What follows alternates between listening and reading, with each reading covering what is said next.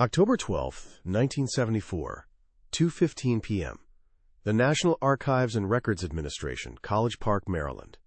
A lone researcher, Dr. Alistair Finch, a military historian with a penchant for overlooked details, carefully unties the faded red ribbon on file US AAF IXBC Op 43-17. The air is thick with the dry, vanilla-like scent of aging paper. As he lifts the cover, his eyes fall upon the first page. A hand-annotated operational draft signed by a Colonel, Jacob E. Smart. The document doesn't describe a heroic failure. It details a calculated, almost insane rejection of every known bombing doctrine of World War II. It was the blueprint for a suicide mission, and its true genius had been buried for 31 years. The world of mid-1943 was a desperate one for Allied command. General Dwight D. Eisenhower, bogged down in the brutal aftermath of Operation Husky, which began on July 9, 1943, knew the German war machine ran on a single vulnerable artery, the Ploesti oil fields in Romania. This sprawling complex, commanded by the brilliant Luftwaffe General Alfred Gerstenberg, supplied a staggering 35% of all Axis oil and 60% of its aviation gasoline. Gerstenberg wasn't a fool. He had ringed the refineries with over 250 heavy-caliber 88mm and 105mm flak cannons, all sighted for high-altitude bombers. The constant drone of B-24 Liberator engines at Allied airfields in North Africa felt like a ticking clock, with every gallon of fuel burned on training missions, a reminder of the enemy's seemingly endless supply. It was in this pressure cooker that a radical idea was born. On June 15, 1943, inside a repurposed Italian concrete hangar at Burqa II airfield in Benghazi, Libya, two men stood over a map illuminated by a single bare bulb. Colonel Jacob E. Smart, a 1931 West Point graduate with a mind that saw angles others missed, pointed to the map. His superior, Brigadier General Uzal Girard Ent, listened intently, the hum of a nearby generator a constant backdrop. The plan they discussed was so secret, so vital, it was given the classification BIGOT, a designation meaning its compromise would lead to nothing short of catastrophic failure. They weren't just planning a bombing run, they were planning to rewrite the rules of aerial warfare in a single afternoon. The core of Colonel Smart's plan, codenamed Operation TIDAL WAVE, was to take 178 four-engine consolidated B-24D Liberators, heavy bombers designed to fly at 25,000 feet, and send them screaming over Romanian treetops at altitudes as low as 50 feet. This was a tactic so doctrinally impossible it bordered on madness, designed to fly under General Gerstenberg's radar and the barrels of his high-altitude guns. It was a 400-mile round trip into the most heavily defended target in Europe, and it would demand a level of precision flying never before attempted on such a scale. But before I tell you how Colonel Smart and his clandestine team of engineers managed to turn 178 heavy bombers into treetop-level assassins, let us know in the comments where you're watching from, and make sure you subscribe. Believe me, you won't want to miss the story of the Ploesti deception. The weight of this secret was immense. It was shared by only a handful of men: Smart, the architect; Ent, the commander; an OSS intelligence officer named Captain Elias Vance, a petroleum engineer from the University of Texas who was building 3D models of the refineries; and Major Charles Haverford, whose engineering teams were secretly modifying the bombers in a guarded hangar. For the 726 airmen of the 5 bombardment groups involved, the target remained a mystery. They were told they were training for a long-range strike on Italy, completely unaware they were about to become the tip of a spear aimed at the very heart of the Third Reich. The heat of the Libyan desert in early July 1943 was a physical enemy. It baked the metal skins of the B-24s until they were untouchable and filled the air with a fine, choking dust that tasted of grit and exhaustion. For Brigadier General Uzal Girard Ent, commander of the IX Bomber Command, this oppressive heat was nothing compared to the pressure coming from General Dwight D. Eisenhower's headquarters. With Operation Husky, the invasion of Sicily, launched on July 9, 1943, every single day the Ploesti oil fields operated was another day German panzers and Luftwaffe fighters could refuel to kill Allied soldiers. This strategic nightmare had a name, Ploesti, and it had a guardian, Luftwaffe General Alfred Gerstenberg. A brilliant and meticulous air defense strategist, Gerstenberg had turned the 18-square-mile refinery complex into the most formidable fortress in Europe. He commanded over 250 heavy-caliber 88 mm and 105 mm flak cannons, all expertly calibrated for targets flying between 15,000 and 25,000 feet. For the crews of the 8th Air Force, who had probed its defenses earlier, the mere mention of Ploesti brought back the acrid smell of cordite and the visceral memory of watching formations get shredded by the thousands of exploding shells that blackened the sky. In a sandbagged office at Burqa II Airfield, Colonel Jacob E. Smart, a lean, intense West Point graduate from the class of '31, saw a different path. He was a man who chewed on unlit cigars and whose eyes, constantly narrowed in thought, seemed to be calculating geometric angles in the air around him. On June 20, 1943, surrounded by grainy reconnaissance photos taken by RAF Spitfire PRMKIVs with their twin F-24 cameras, he wasn't just looking at the refineries. He was studying the length of the shadows cast by the cracking towers. While his superiors, including the Chief of the Army Air Forces General Henry Hap Arnold, had dismissed low-level attacks as suicidal, Smart was calculating the precise sun angles needed for a wave of bombers to fly beneath the enemy's guns, a plan of such audacity it bordered on heresy. The instrument for this heresy was the consolidated B-24D Liberator, a plane the crews had a love-hate relationship with. It was a giant with a 110-foot Davis wing and 4 roaring Pratt & Whitney R-1830 to 43 twin Wasp radial engines, each churning out 200 horsepower. But it was a brute to handle, notoriously unstable in tight formation, and a nightmare to fly below 1,000 feet. The constant, unnerving clatter of its fuselage plates on takeoff had earned it the grim nickname, the Flying Coffin, a moniker that did little to boost morale for the 726 men unknowingly being trained to fly it at treetop level. In a cordoned-off hangar at the nearby Benina airfield, the scent of hydraulic fluid and hot metal hung heavy in the air. This was the domain of Major Charles Haverford, an MIT-trained aeronautical engineer from the class of '34, whose hands were permanently stained with grease. Since June 28, 1943, his teams had worked in secret, tackling 2 monumental tasks. The first was fitting the B-24Ds with extra 100-gallon Bombay-Tokyo tanks to manage the 2 400-mile round trip. The second, far more classified task was the removal of the top-secret Norden M9 bomb sight, a complex mechanical computer that bombardiers like Lieutenant Robert Stern had sworn a sacred oath to protect from capture. The potential human cost of this gamble was a weight that sat heavily on Brigadier General Uzal Girard Ent. A seasoned aviator from the West Point class of '24, his weathered face seemed to carry the memory of every crewman he'd ever lost.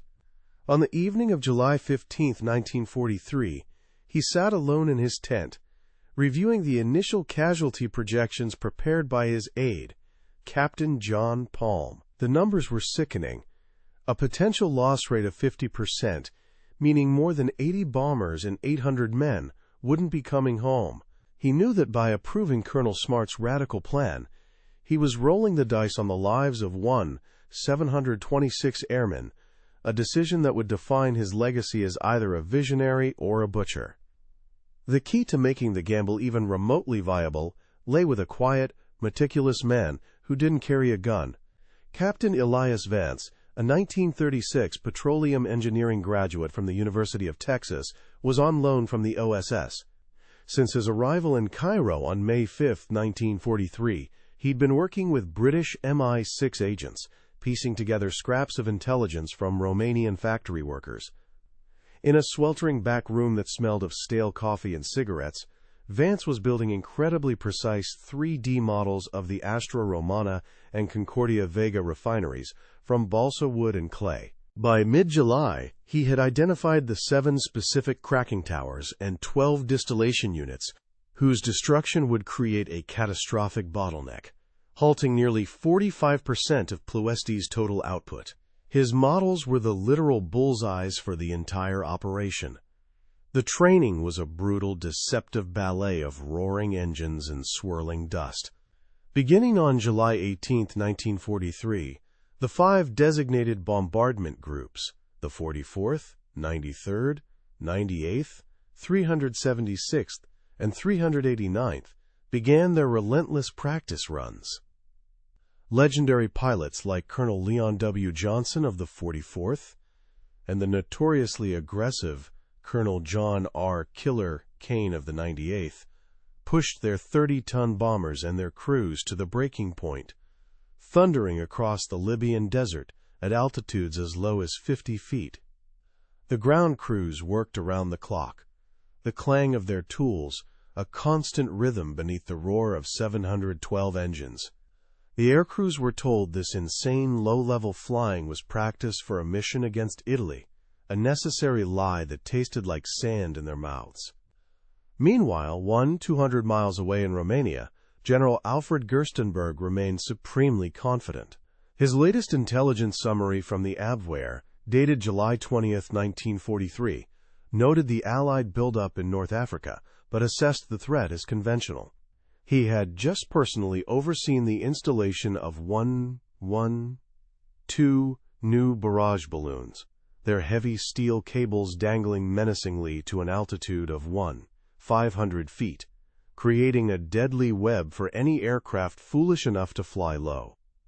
His entire defensive system, manned by over 35,000 highly trained Luftwaffe personnel and Romanian troops, was a masterwork of integrated air defense, perfectly designed to slaughter high-altitude bombers. Back in the suffocating heat of the Benina hangar, Major Haverford's team was performing technological blasphemy. The Norden bomb sight, a mechanical marvel that cost the government over $25,000 per unit, was completely useless for a low-level attack. By July 25, 1943, his engineers had carefully removed all 178 of them, placing the top-secret devices under armed guard. They were replaced with the low-level bomb sight Mark I, a crude but ingenious device conceived by Haverford and a young sergeant named Bill Adams. It was nothing more than a grease pencil mark on the bombardier's plexiglass window, aligned with a simple metal post welded to the bomber's nose. This ridiculously simple contraption was the only hope of hitting a 50-foot wide tower from a plane speeding along at 200 miles per hour. The final strategy was hammered out in a series of tense meetings between the 2 commanding officers. General Ent, the old-school aviator from West Point's class of 24, favored a single, overwhelming wave of bombers. But Colonel Smart, the new-school analyst from the class of 31, argued fiercely for a more complex, multi-pronged attack timed to the second. His plan, debated on July 27 and 28 inside Ent's cramped command caravan, was designed to strike multiple refineries simultaneously, sowing chaos in General Gerstenberg's command and control network. It was a plan that demanded a level of navigational precision over 1,000 miles that a force of 178 heavy bombers had never before attempted. Operational security was suffocatingly tight, enforced under the BIGOT classification. The mission's original, deliberately bland codename, Soapsuds, was known to only a handful of men. Any leak, no matter how small, was an act of treason punishable by death. The reality of their situation was driven home on July 30, 1943, when a B-24 from the 376th Bomb Group snagged a wingtip on takeoff during a final practice run. The resulting cartwheeling explosion killed all 10 men aboard. A grim, heavy silence fell over the airfield. A silence filled not just with grief, but with the cold, metallic taste of every man's own mortality. The Germans' rigid adherence to doctrine was the mission's ultimate camouflage. The Luftwaffe's intelligence branch, the Asterix 5. Abteilung Asterix under Oberst Josef Beppo Schmid was world-class, but their analysis was based on 3 years of established facts. B-24 Liberators were high-altitude strategic bombers. A formal threat assessment for Ploesti, filed on July 29, 1943, predicted nothing more than moderate harassment raids by small formations flying above 20,000 feet. The possibility of 178 heavy bombers appearing on the horizon at treetop level wasn't just considered unlikely. In the German tactical playbook, it simply didn't exist. As the final hours of July 1943 ticked away, the last preparations were made with a grim, focused intensity. Major Haverford's armorers finished installing the extra forward-firing Browning M2.50 caliber machine guns in the noses of the lead bombers, a last-minute addition that would give them a fighting chance against ground defenses. The total ammunition loadout for the mission exceeded 1.5 million rounds. Captain Vance delivered his final, meticulously detailed target folders on July 31st, each containing hand-drawn approach routes for the 7 primary targets, codenamed White Eye through White V, Blue, and Red. Inside his command tent, the air thick and still, General Ent made a final review with Colonel Smart before signing the official operational order at precisely 2200 hours. The stage was now set for one of the most audacious gambles of the Second World War. In the pre-dawn darkness of August 1, 1943, 726 young men would climb aboard their heavily modified flying machines. They carried the weight of an untested strategy conceived by the brilliant Colonel Smart, aimed by the precise intelligence of Captain Vance, and made possible by the hands-on genius of Major Haverford. Commanded by the stoic General Ent, they were about to fly 200 miles into the heart of a fortress defended by General Gerstenberg, a man who was dutifully scanning the skies, completely oblivious to the fact that his real threat was about to come screaming in just over the treetops. The genesis of the secret was born from desperation in a suffocating concrete hangar at Burka II Airfield on June 15, 1943. Under a single, bare 100-watt bulb that cast long, dancing shadows, Colonel Jacob E. Smart and his superior, Brigadier General Uzal Girard Ent, formally approved the plan. The operational file was stamped with the highest security classification, BIGOT. The air, thick with the smell of curing concrete and engine exhaust, seemed to hold its breath as these 2 men committed 726 airmen to a strategy that violated nearly 300 pages of established USAAF bombing doctrine.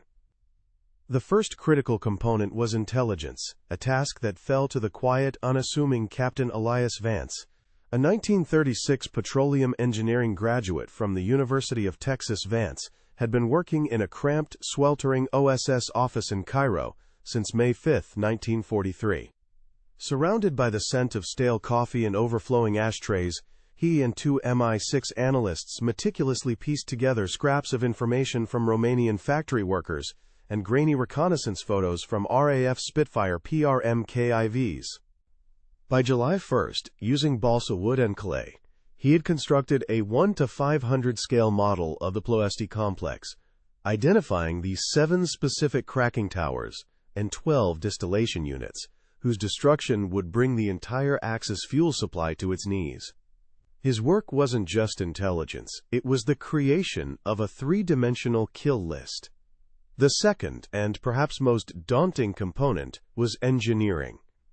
This monumental task was given to Major Charles Haverford, an MIT-trained aeronautical engineer from the class of '34, whose hands were permanently stained with grease and hydraulic fluid. His teams began their secret work on June 28, 1943, inside a heavily guarded hangar at Benina Airfield. Their first priority was range. To manage the brutal 400-mile round trip, they had to install a 100-gallon auxiliary bomb bay fuel tank, the so-called Tokyo tank, into each of the 178 consolidated B-24D Liberators. The sound of riveting guns echoed 24 hours a day as his 85-man crew, working in 12-hour shifts, performed the complex installation, which involved rerouting fuel lines and recalibrating the aircraft's center of gravity. This modification alone added over 600 pounds of weight to an already temperamental aircraft. Then came the act of technological heresy. On July 5, 1943, Major Haverford received a direct, hand-delivered order from Colonel Smart: remove all 178 Norden M9 bomb sites. This was a device so secret that bombardiers like Lieutenant Robert Stern had sworn an oath to destroy it rather than let it be captured. Each 50-pound mechanical computer, costing the government over $25,000, was useless for a 200 mph Treetop attack. The quiet, careful clicks of the specialized tools unbolting the gyroscopes felt like a betrayal of established science, a sound that echoed the radical nature of the entire operation. In its place came a marvel of wartime ingenuity. On July 10, 1943, Major Haverford and a young sergeant named Bill Adams perfected the low-level bomb sight Mark I. It was nothing more than a simple metal post, welded to the bomber's nose, that the bombardier would align with a grease pencil mark he'd drawn on his plexiglass window. The total cost was less than $5 per plane. During a test flight that afternoon, Brigadier General Ent watched from the ground as a B-24 screamed over the desert at 50 feet. The dummy 500-pound bomb, released using this crude device, landed just 15 feet from its target. The metallic tang of kicked-up sand filled the air as Ent realized this ridiculously simple contraption just might work. With the planes being modified, the human element had to be forged in the crucible of the Libyan desert. Beginning on July 18, 1943, the 5 designated bombardment groups, led by legendary commanders like the 44th's Colonel Leon W. Johnson and the 98th's firebrand Colonel John R. Killer Kane, began relentless, brutal training. They flew their 30-ton bombers over a full-scale replica of the Ploesti refineries built from wood and canvas, a mock city that cost over $50,000 to construct. For 14 straight days, the air was a deafening storm of 712 Pratt & Whitney R-1830 engines, roaring just 50 feet off the ground. The constant, gut-wrenching vibration and the taste of airborne sand became the daily reality for 726 men who still believed they were training for a mission to Italy.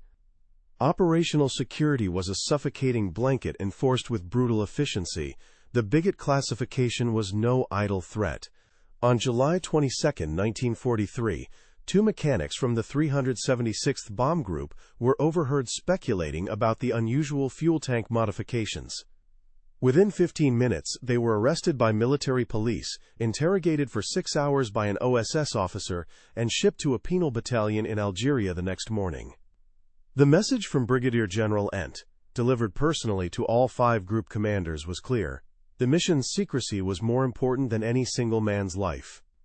The final tactical plan was hammered out in a series of tense, sweat-soaked meetings inside General Ent's command caravan between July 27th and 28th. The air, thick with the smell of Colonel Smart's unlit cigars, was electric with debate. It was here that Colonel Smart, using Captain Vance's intricate 3D models and a set of 12 detailed reconnaissance maps, convinced a skeptical General Ent to abandon a single mass wave. Instead, he laid out a complex, multi-pronged attack with 7 separate target assignments, timed to the second to sow maximum chaos in General Gerstenberg's command and control network. As a final lethal touch, Colonel Smart recognized the bombers' vulnerability to ground fire. At 50 feet, every enemy rifleman was a threat. On July 29, 1943, he issued an urgent order for a last-minute modification. Major Haverford's exhausted crews worked for 48 consecutive hours, installing 2 additional forward-firing Browning M2.50 caliber machine guns in the noses of the 30 lead aircraft, designated for the initial wave. This gave the formation leaders a devastating strafing capability, allowing them to suppress flak positions with over 60 heavy machine guns firing armor-piercing M2 rounds at a combined rate of over 48,000 rounds per minute. The clatter of the charging handles being pulled back was the last sound of preparation before the armorers loaded the ammunition belts. At precisely 2200 hours on July 31, 1943, the secret was finally forged into a weapon. The meticulous intelligence from Captain Vance, the radical engineering of Major Haverford, and the heretical strategy of Colonel Smart were all codified in a 12-page operational order. Brigadier General Ent signed it, the scratch of his pen the only sound in the tent. Outside, under the cold desert stars, the low rumble of the first of over 200 fuel trucks began, carrying the 500,000 gallons of 100-octane aviation gasoline needed to bring this impossible secret to life. On the morning of August 1, 1943, General Alfred Gerstenberg was enjoying his customary routine in his villa, overlooking the Ploesti Valley. He savored the rich, dark aroma of his Turkish coffee, a small luxury afforded by his command. The latest intelligence summary from Oberst Josef Beppo Schmid's *5, Abteilung *, dated July 31, sat on his desk, confirming that the Allied bomber buildup in Libya was posturing for strikes against Italy. Gerstenberg felt a familiar sense of professional satisfaction. His fortress, with its 250 heavy flak guns and 35,000 men, was a masterpiece of air defense, ready for the high-altitude attacks he knew were the only viable threat. Back in Libya, the secret was taking flight. Between 7 o'clock and 8 a.m. local time, the roar of 712 Pratt & Whitney R-1830 engines shattered the desert dawn as 178 B-24D Liberators clawed their way into the sky from 9 different airfields. Each plane, weighing over 64,000 pounds, with its extra 100 gallons of 100-octane fuel and 4-ton bomb load, was a flying powder keg. Watching from the Benina control tower, the air thick with the taste of churned dust and exhaust, Brigadier General Uzul Gerard Ent and Colonel Jacob E. Smart felt the immense weight of their gamble. The tension spiked when one bomber, Kickapoo from the 389th Bomb Group, lost an engine and crashed on takeoff, a fiery omen before the mission had even crossed the coast. It was a stark reminder of the razor-thin margin for error they were operating on. General Gerstenberg's confidence was rooted in a deep, unshakable faith in German military doctrine. His entire defensive network was a textbook example of high-altitude interdiction. The 112 barrage balloons, their heavy steel cables dangling to an altitude of 500 feet, created a deadly web for any conventional bombing run. His primary radar assets, a string of Freya and Würzburg Ries installations, were physically angled to scan the skies between 15,000 and 25,000 feet. Below 500 feet, there was a massive, acknowledged blind spot, but it was considered irrelevant. After all, as Luftwaffe tacticians like General Major Adolf Galland had written extensively, heavy bombers were strategic platforms, not treetop-level assault craft. For 6 grueling hours, the massive formation maintained absolute radio silence as it crossed 1,000 miles of open water and hostile mountains. Aboard his B-24, a young radio man from the 44th Bomb Group, Sergeant Frank P. Gessler, sat tense, his hand resting near the telegraph key. The only sounds were the deafening drone of the 4 engines and the faint, useless crackle of static in his headset. He couldn't transmit a single word, not even when he saw the lead element of the 376th Bomb Group, navigated by First Lieutenant Robert W. Wilson, make a catastrophic wrong turn at the Pindus Mountains waypoint, a 12-degree error that would shatter the cohesion of the entire attack. At approximately 12:30 p.m., a German Freya radar station on the Albanian coast, manned by a bored Unteroffizier named Klaus Richter, registered a bizarre anomaly. His screen showed a massive, slow-moving signal, but it was at an impossibly low altitude. The FU-MG 401 radar system, calibrated to filter out ground clutter, interpreted the reading as atmospheric interference. Richter dutifully logged the spurious signal and sent a technical query to his superior, Hauptmann Erich Vogel in Tirana. Vogel, having received no corroborating signals from two other stations whose operators had also dismissed the returns as ground clutter, filed the report as a routine equipment malfunction. The hum of the radar's transformers seemed to mock them, as the largest single bomber formation in history slipped past, completely unseen. Aboard Hadley's harem, the lead B-24 of the 98th Bomb Group, Colonel John R. Killer Kane, a hard-charging West Point graduate from the class of '34, watched in disbelief as the lead group veered south toward Bucharest. Kane, a man whose jaw seemed permanently clenched around an unlit cigar, knew a catastrophic mistake was unfolding. In a move that violated every tenet of the BIGOT protocol, he broke radio silence.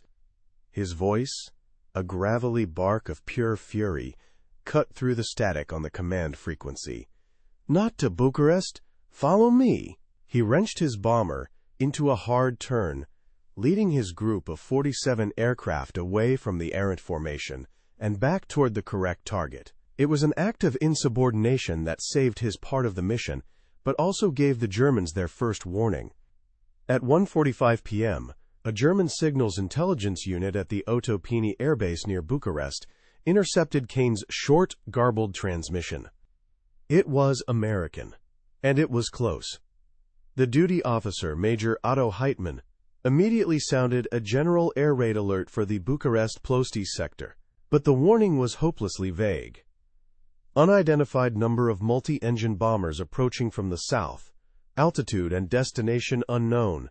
When the report reached General Gerstenberg, who was just sitting down for his midday meal, he dismissed it as likely another high-altitude reconnaissance flight. He was annoyed by the interruption, not alarmed. The first visual confirmation of the impossible came not from a soldier but from a Romanian farmer named Ion Popescu. Working in his cornfield 20 miles south of Ploesti, he heard a sound that wasn't just a noise but a physical force, a deep, ground-shaking roar that made the air tremble. He looked up and froze. A solid wall of enormous, silver 4-engine bombers was thundering towards him at the height of the trees, their shadows racing across his fields. The wind from their passage flattened his crops, and the air filled with the rich, unfamiliar smell of high-octane aviation fuel. His frantic, terrified call to the local gendarmerie post at 1:55 p.m. was the first report to reach Gerstenberg's command post that described the unbelievable truth. The atmosphere inside General Gerstenberg's command bunker instantly turned from calm to chaotic. The initial report was dismissed as civilian panic, but within 3 minutes, 12 more reports flooded the switchboards from military outposts, all saying the same insane thing: heavy bombers at Treetop level. Gerstenberg's fighter commanders, like Major Hans Heinrich Brustelen of IJG-4 and Hauptmann Wilhelm Moritz of JG-77, were already scrambling their Messerschmitt Bf 109 gigaseconds and IAR-80 fighters. But their orders, based on years of ingrained doctrine, were to climb to their standard intercept altitude of 20,000 feet. The entire German air defense system, a model of Teutonic efficiency, was now sending its sharpest assets hunting for a ghost in the stratosphere, while the real threat was screaming in underneath them. The view from a flak tower near the Astra Romana refinery was one of pure disbelief. Lieutenant Gunther Rahl, commander of the 3rd Battery of Flak Regiment 180, was methodically scanning the empty blue sky through his powerful 10x80 Zeiss binoculars. Suddenly, his sound locator operator screamed into his headset, a panicked cry that the sound wasn't coming from above, but from directly in front of them. Rahl ripped the binoculars from his eyes and saw it. It wasn't an airplane. It was a moving wall of metal, a wave of B-24s so low he could see the faces of the pilots, their bomb bay doors gaping open as they bore down on his position. In that moment, General Gerstenberg's fortress became a death trap for his own men. The massive 88mm and 105mm flat cannons, the pride of his command, were physically incapable of depressing their barrels low enough to engage the attackers. Their complex traverse mechanisms, designed by engineers like Friedrich Krupp AG for smooth tracking of high-altitude targets, couldn't move fast enough. The highly trained gun crews, under the command of experts like Oberstleutnant Julius Kuderna, were suddenly helpless. They were reduced to firing their personal Mauser K98K rifles and the pintle-mounted MG-34 machine guns in a desperate, useless hail of small arms fire. The air filled with the impotent thunder of the big guns firing harmlessly over the bombers' heads, their shells bursting miles away in an empty sky. Aboard Hell's Wench, the lead plane of the 93rd Bomb Group, Colonel Leon Johnson, a quiet Kansan whose calm demeanor masked a core of steel, fought to control his dying aircraft. His B-24 was being ripped apart by the hundreds of smaller 20mm and 37mm cannons that could engage him. The cockpit filled with the acrid stench of burning hydraulic fluid and electrical wiring. His co-pilot, Major John L. Gerstad, was beating at flames on the flight deck with a fire extinguisher. Despite the hell erupting around him, Johnson held his course, steady over the target, toggling the bomb release himself and sending 4 1,000-pound demolition bombs directly into the Concordia Vega Refineries' primary cracking tower, hitting the exact aim point identified months earlier by Captain Elias Vance. The heart of the Third Reich's war machine began to die. In less than 2 minutes, the meticulously identified targets at the Astra Romana, Concordia Vega, and Romano Americana refineries were engulfed in colossal fireballs that climbed thousands of feet into the afternoon sky. The delayed action bombs, with fuses set from 45 seconds to 6 hours, began to detonate in a chain reaction of destruction, turning the 18-square-mile complex into a churning hell of exploding storage tanks and collapsing distillation units. The ground shook so violently that it registered on seismographs 100 miles away in Bucharest. Standing on the balcony of his command post, General Alfred Gerstenberg watched in stunned, silent disbelief as his life's work burned before his eyes. His perfect, impenetrable fortress had been rendered completely irrelevant in less than 5 minutes by a tactic he would have sworn was impossible. The sky was now black with thick, greasy oil smoke. His fighter pilots were diving into the inferno, flying through their own flak and the choking smoke to engage the bombers as they exited the target area. They scored kills, but it was far too late. Gerstenberg's face, usually a mask of calm authority, was pale with a mixture of professional ruin and cold, uncomprehending fury. For the surviving Allied crews, the 200-mile flight home was a running gun battle. Crippled bombers, like Colonel Kane's Hail Columbia, his original plane Hadley's Harem was too shot up to make the return trip, struggled to stay in the air, trailing smoke and hydraulic fluid. Over Yugoslavia and Bulgaria, they were harried by every enemy aircraft that could be scrambled, from German Bf-109s to antiquated Bulgarian Avia B-534 biplane fighters. The radio, once held in disciplined silence, was now a cacophony of desperate calls for help, mayday signals, and reports of crews ditching their shattered B-24s in the cold waters of the Adriatic. The secret had been revealed in a storm of fire, but its butcher's bill was only beginning to be calculated. The immediate aftermath was a brutal accounting. The initial battle damage assessment, compiled by British Photo Reconnaissance on August 3, 1943, confirmed a staggering 40% reduction in Ploesti's total output, a strategic victory of immense proportions. But the price was sickening. Of the 177 bombers that reached the target area, 53 were lost, and 55 more were heavily damaged. Brigadier General Uzo Girard Ent, and Colonel Jacob E. Smart faced the grim reality of 310 men killed and 108 captured. The metallic smell of oil and blood seemed to cling to the flight jackets of the survivors, a sensory ghost of the secret's terrible cost.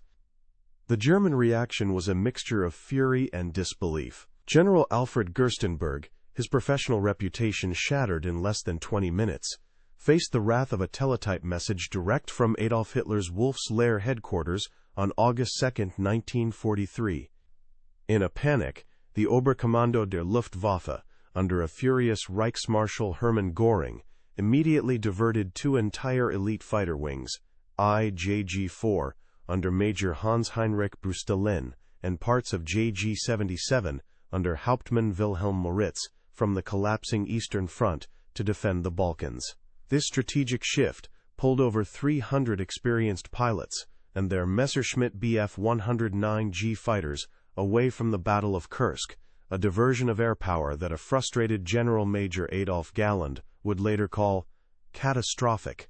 The frantic chatter of Enigma machines ordering the redeployment was the sound of the secret claiming its first strategic victory. The secret itself was evolving. It was no longer just about the target, it was about the asterisk method. The post-mission debriefings, conducted under BIGOT classification between August 4th and 6th, 1943, were a masterclass in operational security. Survivors like Colonel Leon W. Johnson, his face still etched with exhaustion, were sworn to absolute silence regarding the makeshift low-level bomb site Mark I and the catastrophic navigational failures. Colonel Jacob E. Smart and his team immediately began analyzing the 12 terabytes of gun camera footage and after-action reports. They realized the true secret weapon wasn't the B-24.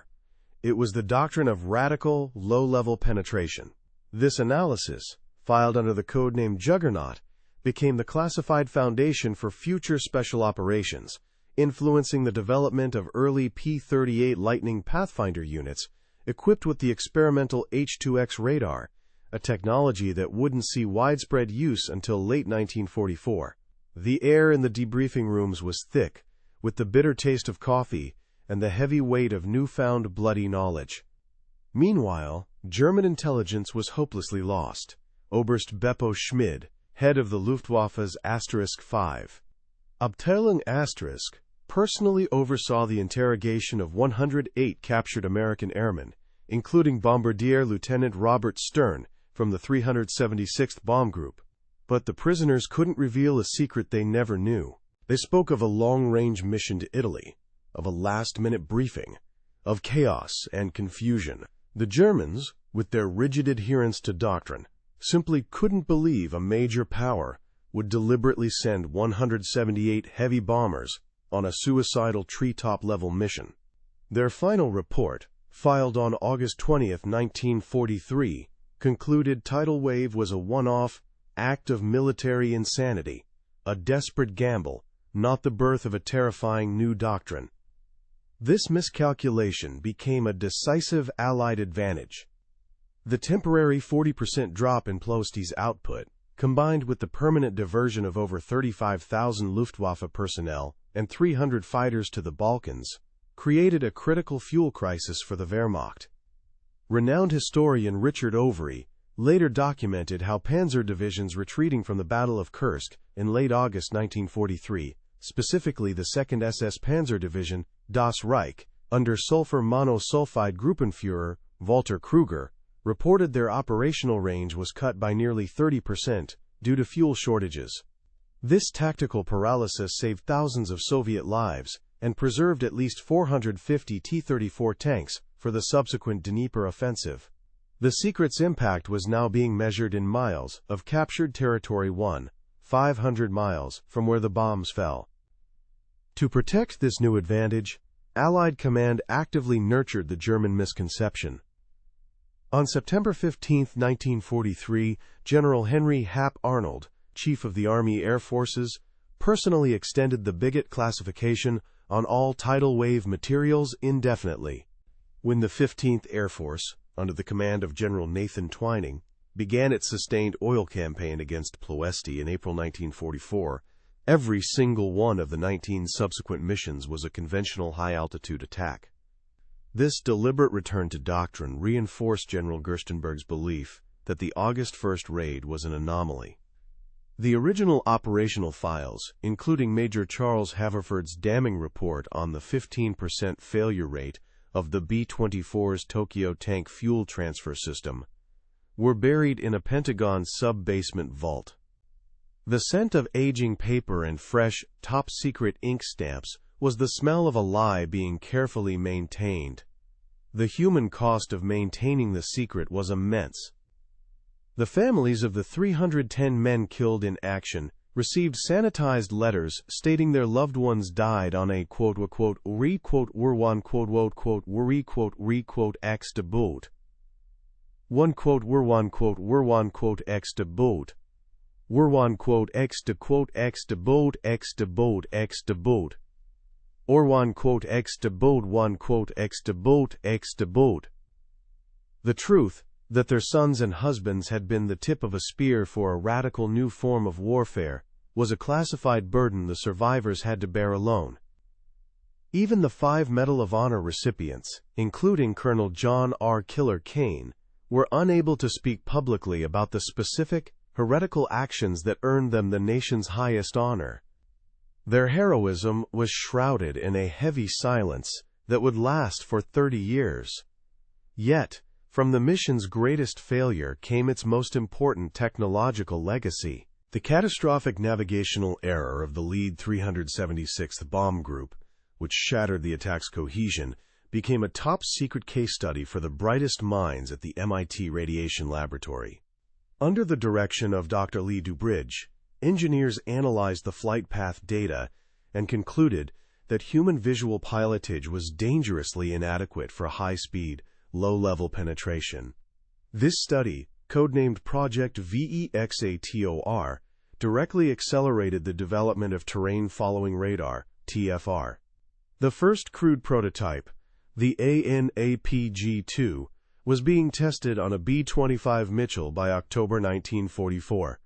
The hum of the system's vacuum tubes was the sound of a lesson, paid for with the lives of 10 men from the lead B-24, being learned and solved.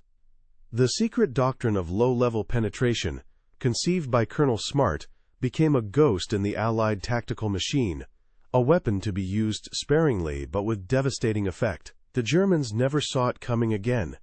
On the night of March 3, 1945, the RAF launched Operation Gizella, sending 200 Mosquito intruders screaming across the treetops to attack German night fighter bases.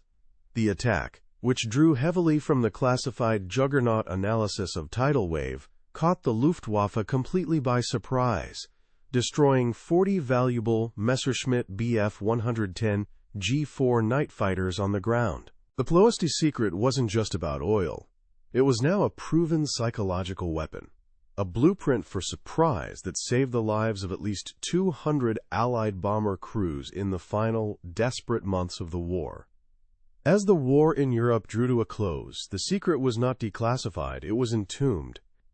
On May 8, 1945, V.E. Day, Brigadier General Uzal Gerard Ent, then serving as Deputy Commander of the 2nd Air Force, personally oversaw the transfer of file USAAFIX BC Op 43-17 from the active Pentagon registry to the Army's permanent archival facility at Fort Holabird, Maryland.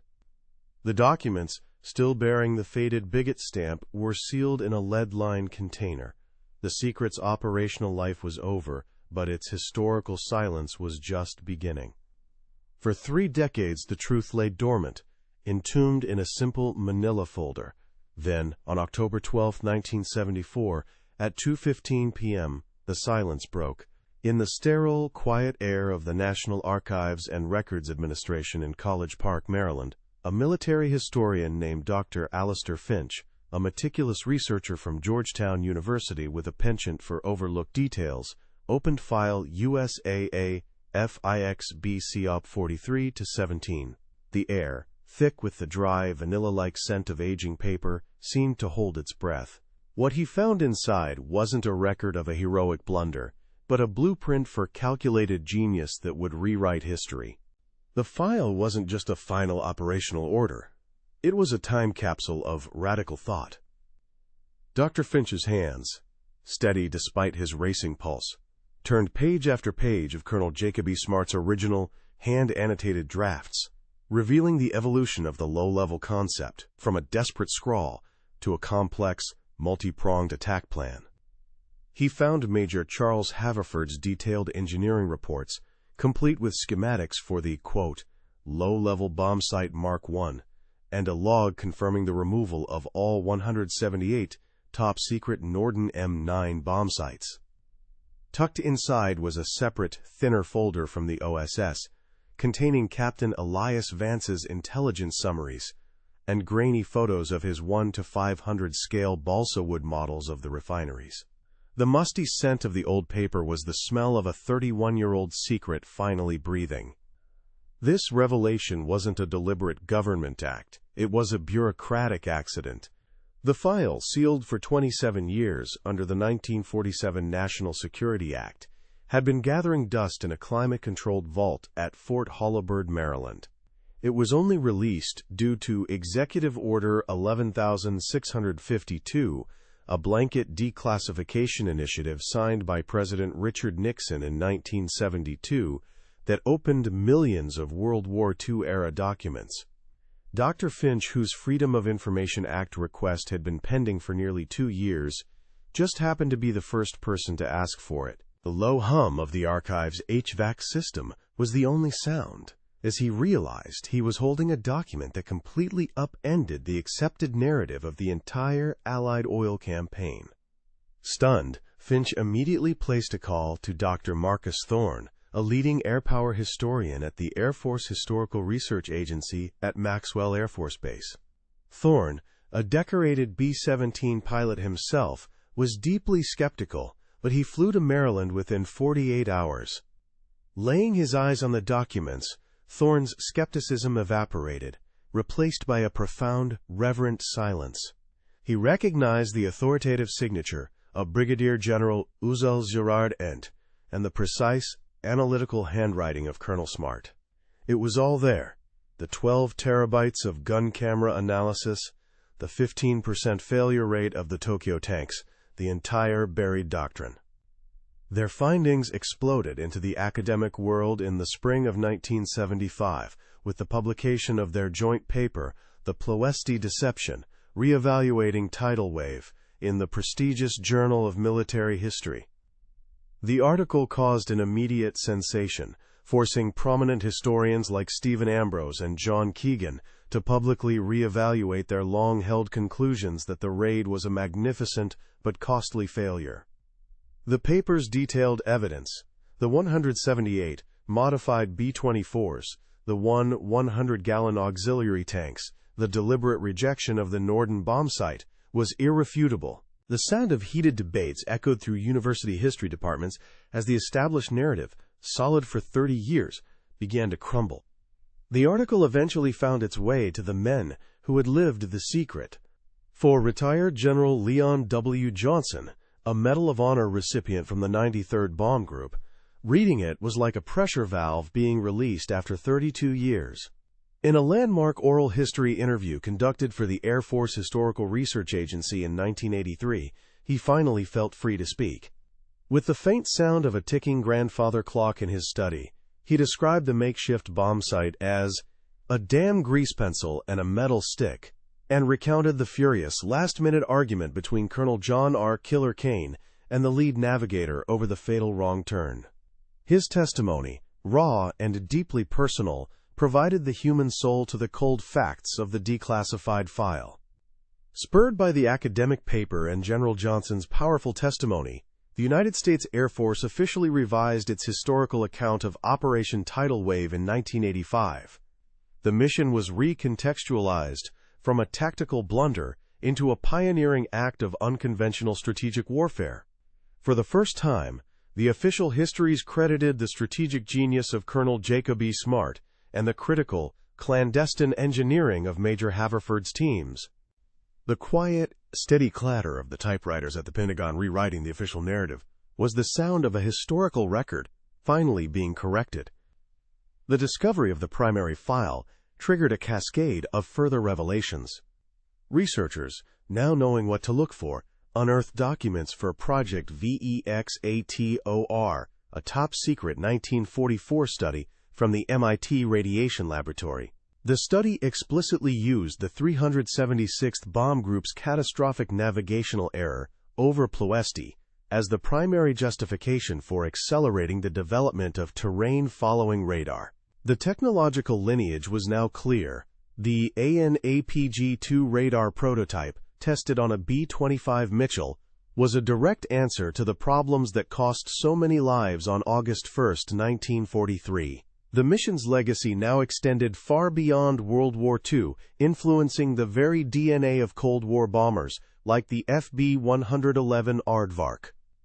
This new wealth of information fundamentally reshaped the public's understanding.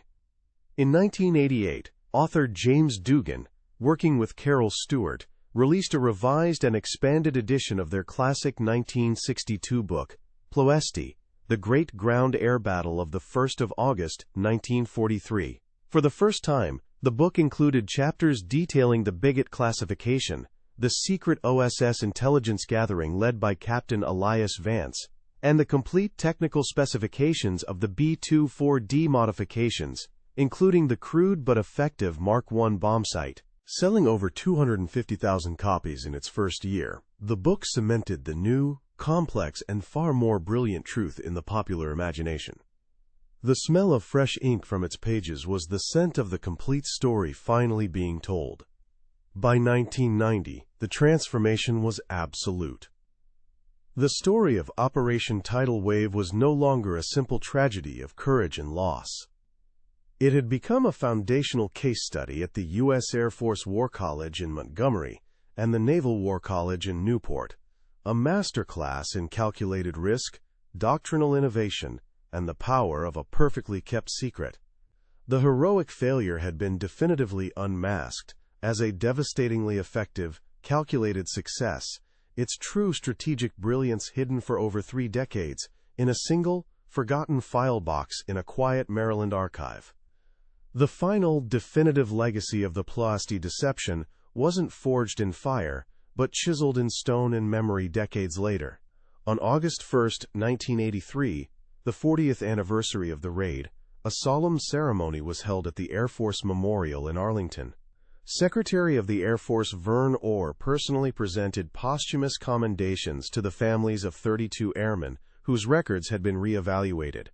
The crisp snap of the Honor Guard's flags in the wind punctuated a respectful silence as retired General Leon W. Johnson, his posture still ramrod straight, watched, the heavy weight of his own Medal of Honor, a familiar presence on his chest. The raid's most enduring impact, however, hums quietly inside the black boxes of modern military aircraft. The catastrophic navigational failure of the 376th Bomb Group became the central case study in Project VEXATOR, a top-secret 1944 MIT Radiation Laboratory report authored by a team under Dr. Lee Dubridge. Its 12-page conclusion directly spurred the development of terrain-following radar, TFR. By 1986, this technology had evolved into the AN/APQ-113 attack radar system, allowing aircraft like the F-111 Aardvark, a direct descendant of the low-level penetration concept, to fly at over 900 miles per hour, just 200 feet off the ground, day or night. The low, powerful hum of these modern avionics was the technological ghost of the 712 Pratt & Whitney engines that roared over Romania, a lesson paid for with the lives of 310 men. Today, the sprawling Ploesti complex is a ghost of its former self, its output less than 15% of its 1943 wartime peak, where the mighty Astra Romana and Concordia Vega refineries once belched fire. There are now quiet fields and rusting skeletal remains of cracking towers. In May 1997, a joint American-Romanian historical team led by Dr. Alistair Finch surveyed the old battleground. They placed over 50 bronze memorial plaques at crash sites, their cold, smooth surfaces, a stark contrast to the violent history they marked. The air no longer tastes of cordite and burning oil. There is only the quiet whisper of wind through tall grass and the faint, phantom scent of damp earth, a silence that speaks louder than the 250 flak guns that once stood guard. Historians like Richard Overy now definitively link the raid's 40% production cut to the fuel-starved paralysis of the 2nd SS Panzer Division during the critical retreat from Kursk. The architects of the secret, long shrouded in anonymity, finally received their due. General Jacob E. Smart, the brilliant mind behind the heresy, was inducted into the National Aviation Hall of Fame on July 29, 1995, just 2 years before his death. His acceptance speech didn't dwell on glory, but on the calculated necessity of sending 726 men into a hell of his own design. In 2002, the Air Force posthumously awarded the Legion of Merit to the composite memory of Major Charles Haverford's engineering teams, with 25 of the original mechanics' families receiving the citation. The rustle of a folded flag being presented to a grandchild was the final, quiet validation for the men whose grease-stained hands had made the impossible mission mechanically viable. At the National Museum of the United States Air Force in Dayton, Ohio, an elderly veteran stands before the restored nose section of a B-24D Liberator. It is 2015. He is one of the last surviving bombardiers from Operation TIDAL WAVE. The air in the cavernous hangar is still, smelling faintly of floor polish and preservation chemicals. Ignoring the digital displays and interactive exhibits, the old man, his hands gnarled with age, reaches out and touches the cold, curved plexiglass. With a single trembling finger, he slowly traces a straight line from the center crosshair to a point just above the horizon, a silent, final recreation of the simple grease pencil mark that changed the world.